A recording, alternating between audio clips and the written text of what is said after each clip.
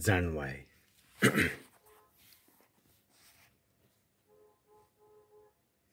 Israel मूर्ती पूजा करिना. 15.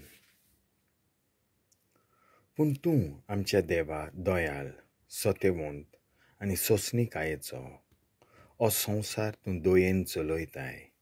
आमी पातक लेगीत आदारल्यार आमी तुजींच कारण आमी तुजी पदवी वळखता आनी आमी तुजींच म्हणून जाणाव.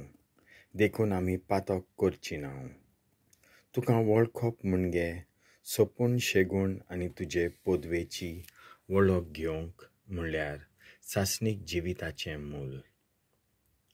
मनशाचे एकमतीच्या खंयच्याय उत्पादनान व खंयच्याय दिश्ट कलाकाराच्या निर्फळ वावरान तरेकवार रंगांनी नेटोयिल्ल्या खंयच्याय मुर्तीच्यान आमकां फसोवंक घडलें ना. तसल्या वस्तूंचेर नदर पडटोच पिश्यांची आशा वाडटा आनी ते जिवीत नासलेले मुर्तेच्या एका मेलोल्या रुपाक आवंडेवंक लागतात. असल्यो मुर्त्यो कोत्तात तांकां आवंडेतात आनी पुजतात.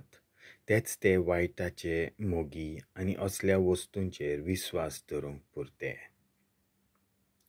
मुर्त्यो कोत्तात ते पिशे.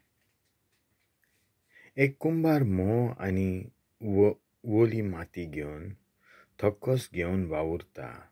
आमच्या उपयोगा प्रमाणे तेच मातयेच्या प्रत्येक आयदनाक आकार दिता. बऱ्या खातीर तशेंच वायटा खातीर उपयोग करपाक तेच मातयेचीं तो आयदनां तयार करता.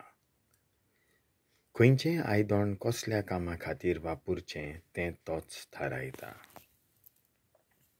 हालींच आपणाक मातयेचो केला आनी रोखडोच परतून मातयेन वेतलो म्हूण आनी आपणाक उसणें दितलो ओतमो परतून मागल्या उपरांत तो दिवंक जावो म्हूण बेज बरो जाणा जावनूय मनीस कुंभार तेच मातयेचो निर्फळी एक पळको देव तयार करता.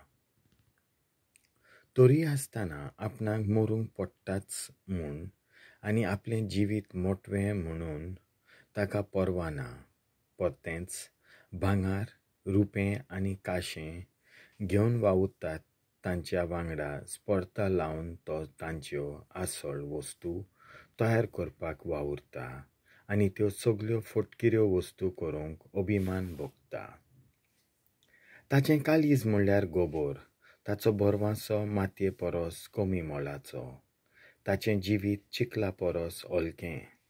कित्याक आपणाक आकार दिलोल्या आनी आपले भितर स्वास घातलोल्या आनी जिवो ओतमो दितोल्या रोचणाराक तो वळखूंक शकलो ना.